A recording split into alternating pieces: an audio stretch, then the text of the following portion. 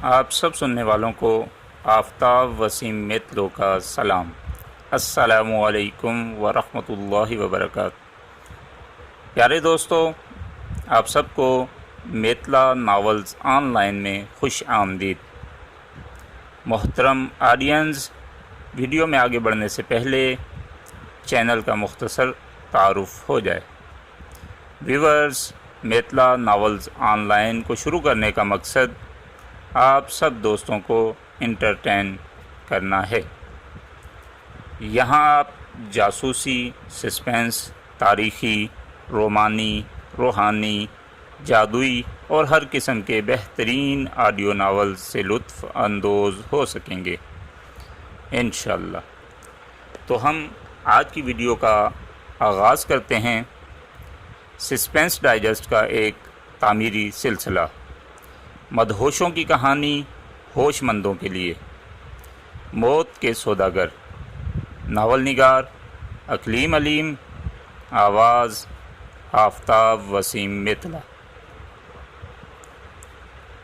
آگے بڑھنے سے پہلے اپنے channel Maitla novels on line کو سبسکرائب کر دیں اور ساتھ میں بیل کے آئیکن کو بھی پریس کر دیں۔ اس سے ہوگا یہ کہ آپ کو ہر نیا آنے والا ناول بر وقت مل سکے گا۔ شکریہ۔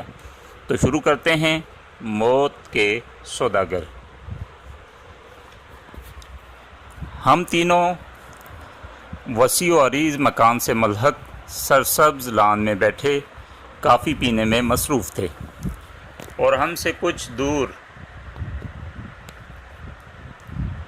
پورچ کے کنارے ایک ملازم مستعد کھڑا ہوا تھا کہ ہم میں سے کسی کو کسی چیز کی ضرورت ہو تو وہ فوری طور پر فرمائش کی تکمیل کر سکے۔ پورچ میں آگے پیچھے ہم تینوں کی گاڑیاں موجود تھیں۔ ہمارے علاوہ وہاں ملازمین بھی موجود تھے، لیکن اس کے باوجود پوری عمارت پر ایک پرہول سا سناٹا طاری تھا، جو ہمیشہ سے جیوا ہاؤس کا ترائے امتیاز رہا تھا۔ لیکن اس وقت وہ سناٹا مجھے کاٹ رہا تھا۔ کوئی اجنبی وہاں آ جاتا تو اسے سب سے پہلے یہی احساس ہوتا کہ اس عمارت میں کوئی سنگین واردات رونما ہو چکی ہے یا ہونے والی ہے، اور آنے والے لمحوں کی اس دہشت نے عمارت کے باسیوں سے خوشی کی ہر امنگ چھین لی ہے۔ باقاعدہ اجلاس نہ ہوتا تو اس کاج کا ایک دور ضرور چلتا۔ میں نے ماحول کے بوجھل پن کو دور کرنے کے لیے دعوت آمیز لہجے میں کہا۔ نہیں بابا، طارق بوکھلا کر بولا، جہانگیر ڈسپلن کے معاملے میں بہت سخت ہے، اسے شبہ بھی ہو گیا تو پھر بس ہو جائے گا۔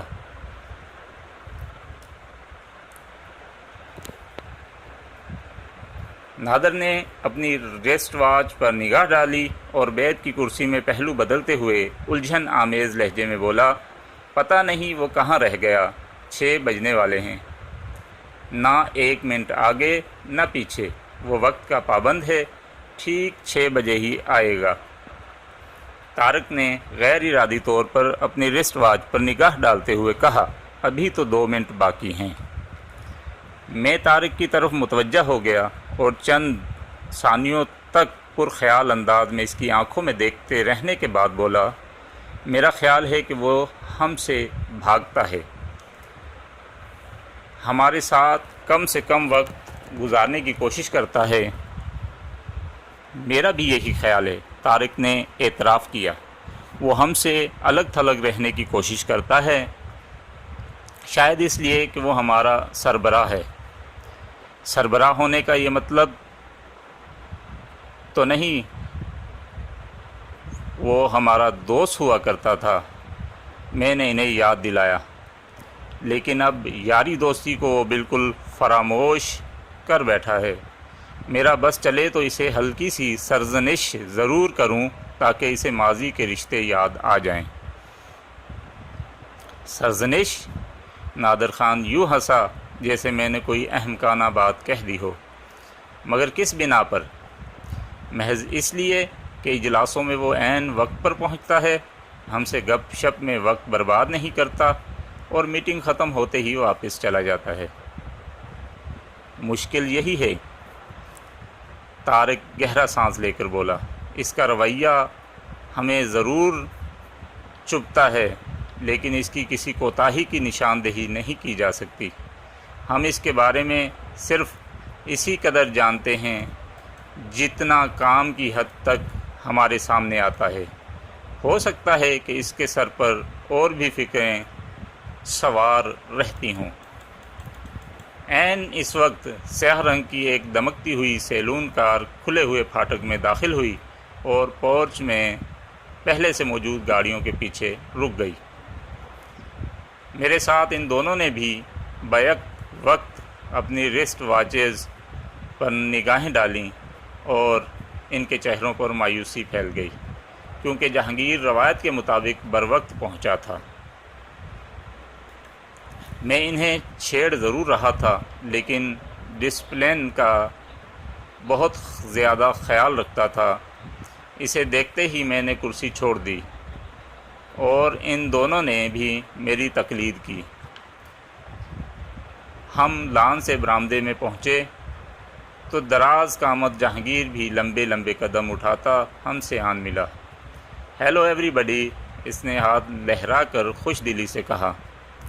وہ دونوں اخلاقاً مسکرائے اور میں نے دل پر جبر کر کے ہونٹوں کو قدرے ہلا لیا۔ اس کی طرف سے بڑے پن کا اظہار ہمیشہ مجھے کھلتا تھا۔ وہ ہم میں سے تھا۔ برے دنوں میں ہم چاروں ہم نوالا و ہم پیالہ رہے تھے۔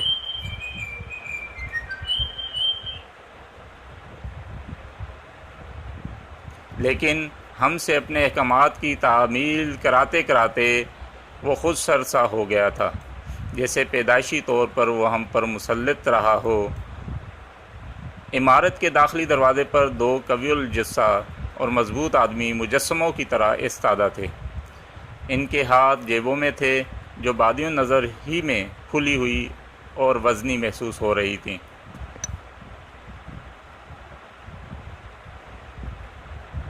لیکن ہم میں سے کسی کے لیے بھی وہ نئی بات نہیں تھی، لہٰذا ہم سب ان کے قریب سے گزر کر اس پرشکوہ عمارت میں داخل ہو گئے۔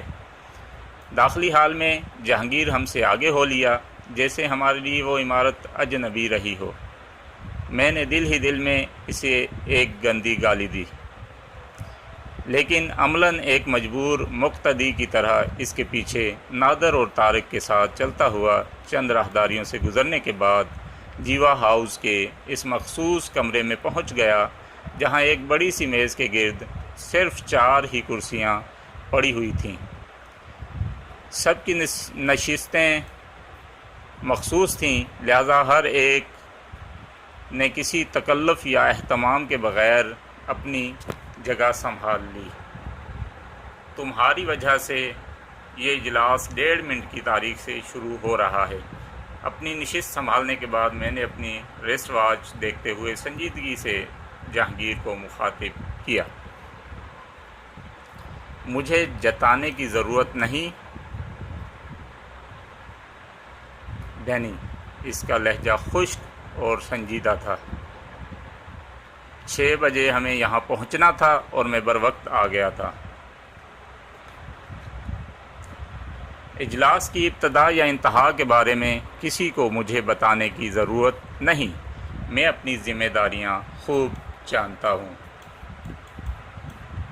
اس کا جواب ضرورت سے زیادہ تلخ تھا، لیکن وہ جو کچھ کہہ رہا تھا بظاہر درست ہی تھا۔ مجھے مجبوراً خاموشی اختیار کرنا پڑی اور میں اپنی جیب ٹٹول کر اپنے دل کو تسلی دینے میں مصروف ہو گیا۔ کمرے کی فضا پر سکوت طاری رہا۔ نادر اور طارق جہانگیر کی طرف دیکھ رہے تھے اور وہ بے پرواہی کے ساتھ سگریٹ سلگانے میں مصروف تھا۔ کچھ عرصے سے ہماری سرگرمیاں مسلسل رو بزوال ہیں۔ جہانگیر نے سگریٹ کا گہرا کش لے کر دھوئیں فضا میں بکھیرتے ہوئے کہا۔ اس کا انداز ایسا تھا جیسے ایک ایک لفظ سوچ کر بول رہا ہو۔ میرا جی چاہا کہ کھل کر اس اجلاس کا مقصد بیان کر کے اس کا بھرم توڑ دوں، لیکن میرے لیے اپنے ہی بنائے ہوئے اس حصار کو توڑنا ممکن نہیں تھا۔ معاملات کی بھاگ دوڑ بظاہر اس کے ہاتھ میں تھی اور مجھے ایک معمولی ماتحت کی طرح اس کی کہی ہوئی ہر بات پر توجہ دینی تھی۔ چھوٹے چھوٹے گروپ ٹریڈ میں آ گئے ہیں، نادر خان مدافعانہ لہجے میں کہہ رہا تھا۔ وہ جس مارجن پر کام کر رہے ہیں وہ ہمارے لیے قابل قبول نہیں ہے۔ ہم نے مجبوراً اپنی سرگرمیاں محدود کی ہیں کیونکہ ہم پالیسی سے انحراف نہیں کر سکتے۔ لوگوں کو راستے سے میں نے بولنا چاہا، لیکن جہانگیر شاید اس روز خاص طور سے میری کارڈ پر تلا ہوا تھا۔ وہ میرا فقرہ پورا ہونے سے پہلے ہی بول پڑا، جو ہو چکا اسے بھول جاؤ۔ غنیمت یہ تھا کہ اس بار اس کا لہجہ نرم ہی تھا۔ ہم یہاں گڑے مردے اکھاڑنے کے لیے جمع نہیں ہوئے۔ میں اس میٹنگ کی وجہ جاننے کا منتظر ہوں۔ اس کے خاموش ہونے پر میں نے گمبھیر لہجے میں کہا، ہمیں کام آگے بڑھانا ہے۔ جہانگیر نے باری باری ہم میں سے ہر ایک کا جائزہ لیتے ہوئے پرعزم لہجے میں جواب دیا۔ لیکن طریقہ؟ نادر خان نے دلچسپی کے ساتھ سوال کیا۔ اس وقت بھی شہر کے صرف وہی اڈے ہم سے مال لے رہے ہیں جنہیں تھوڑے سے داموں کے مقابلے میں اپنی ساکھ اور رازداری زیادہ عزیز ہے۔ ہم ایک نئی چیز بازار میں لائیں گے۔ جہانگیر کا لہجہ تجسس آمیز تھا۔ افیم، چرس، شراب، عرقے، حشیش، مارفین اور پیتھیڈین سب ہی بازار میں ہیں۔ طارق نے پہلی بار زبان کھولی۔ دیسی مال کی بھی سینکڑوں قسمیں ہیں، صرف 20 کے نام گناتے ہو چلو۔ جہانگیر نے اسے گھورتے ہوئے کہا۔ اس کا لہجہ سراسر تادیبی تھا۔ اوف سوری، طارق معذرت خواہانہ لہجے میں جلدی سے بولا۔ وہ تو میں نے ایسے ہی کہہ دیا تھا۔ جب کہنے کے لیے کچھ نہ ہو تو خاموش رہنا بہتر ہوتا ہے۔ جہانگیر غرایا۔ لہجہ قابو میں رکھو۔ اس بار میں خاموش نہ رہ سکا۔ طارق محاورتاً کہہ رہا تھا، تمہیں دخل اندازی کی ضرورت نہیں۔ جہانگیر بگڑ گیا۔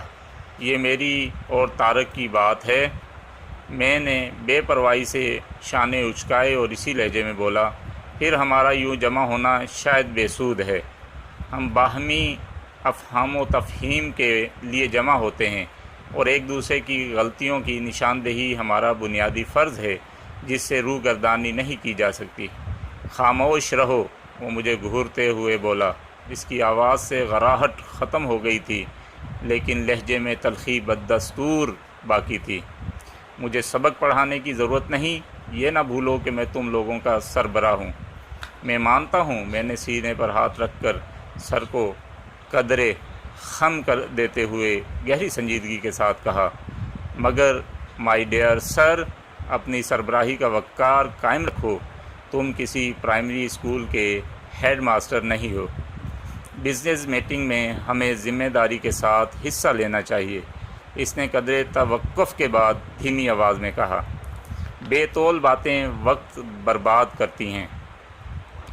ہم میں سے کوئی بھی دانستہ وقت ضائع نہیں کرتا۔ میں نے بھی مصالحانہ لہجہ اختیار کر لیا۔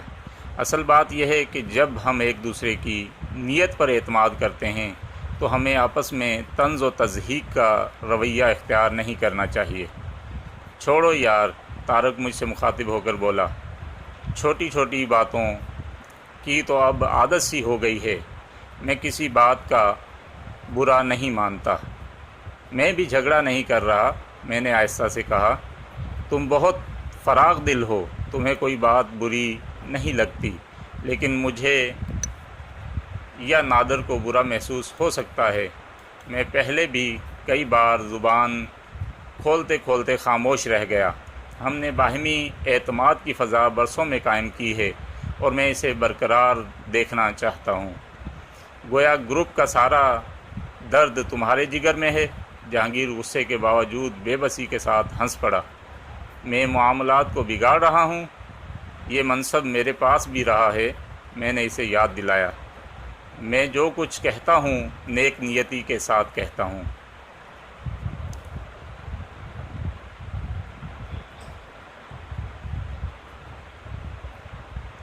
جہانگیر میرے چپتے ہوئے ریمارک پر بل کھا کر رہ گیا، مگر منہ سے کچھ نہ بولا۔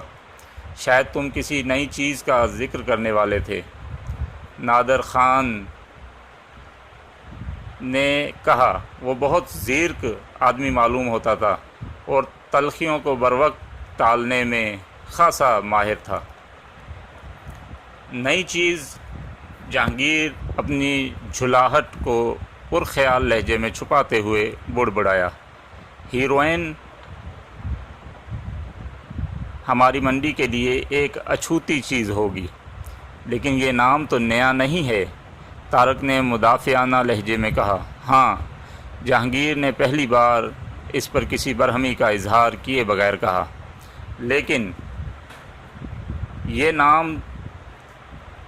لیکن مقامی ٹریڈ کے لیے یہ نام تقریباً نیا ہے۔ ہیروئن جہاں جہاں پہنچی اس کی بے پناہ مانگ ہے، لیکن اس کی رسد ناقابل ذکر ہے۔ اس کی عالمی ڈیمانڈ اور سپلائی میں ایک زبردست خلا ہے۔ پھر ہماری منڈی کے لیے یہ اچھوتی چیز ہوگی۔ اس کے منہ مانگے دام ملیں گے۔ منہ مانگے دام؟ نادر خان کوہنیوں کے بل میز پر آگے جھک آیا۔ تم جانتے ہو کہ ہمارے یہاں نشہ کرنے والے معاشرے کے کس طبقے سے تعلق رکھتے ہیں؟ ہمارا معاشرہ آسمان سے نہیں اترا، نادر خان جہانگیر نے سگریٹ کا کش لے کر کہا۔ امریکہ کے خوشحال گھرانوں سے بنگلہ دیش کے ننگے بھوکے دہقانوں تک وہی لوگ منشیات کا سہارا لیتے ہیں جو ناآسودہ ہوں۔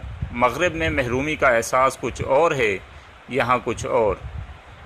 عثرت زدہ طبقے کے لوگ کچھ دیر کے لیے خیالی جنت خریدنے کے لیے زیادہ فیاضی سے خرچ کرتے ہیں، مگر یہاں سستے نشے بآسانی دستیاب ہیں۔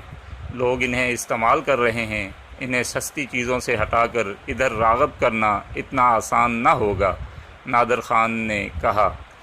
جہانگیر معانی خیز انداز میں مسکرایا۔